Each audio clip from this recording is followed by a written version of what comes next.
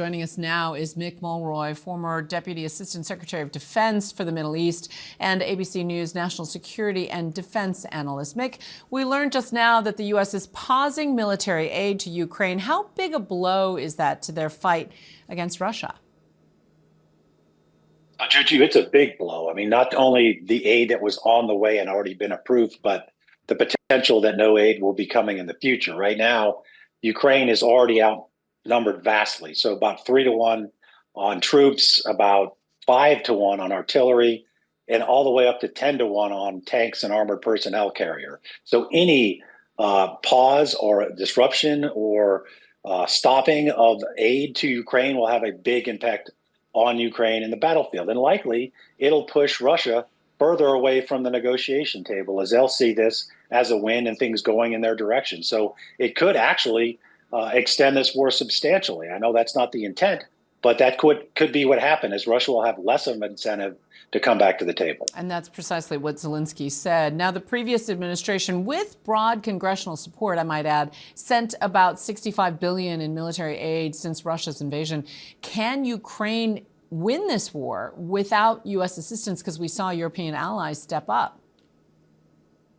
Well, they certainly don't want to try. They need the assistance. It's been substantial, and so has Europe.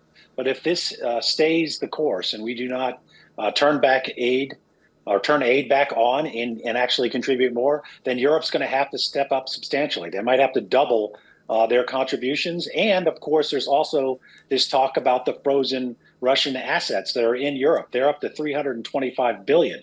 So they could make up for this. But essentially, the way the West could be strong on this is to be united, not cut any aid to Ukraine, and actually threaten Russia with increased aid if they don't come to the negotiation table. There has been almost no discussion of what Russia would give up for this or whether they would be even willing to negotiate a ceasefire. And of course, this dramatic pause comes on the heels of that disastrous Oval Office meetup on Friday. How could this move impact U.S. and Ukrainian relations moving forward?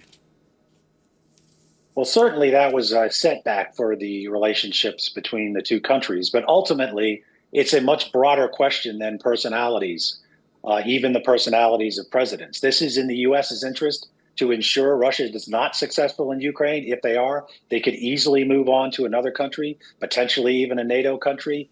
It is the United States versus Russia. It's not the United States versus Ukraine. Ukraine is a country that's 28 times smaller than Russia. They need their partners and allies to win this. Most people didn't think they'd be still standing after 3 weeks, let alone 3 years. But this is a much bigger question than that one meeting, and I think that needs to come through. In many ways, we're seeing a global realignment. We saw over the weekend a much different reception from European leaders towards President Zelenskyy and Ukraine. How long can assistance from Europe alone sustain Ukraine's efforts? Well, it looks like Europe's looking at two things. Obviously, increasing their own direct military aid to Ukraine, but also increasing their own military capacity. Because of this apparent realignment of the U.S.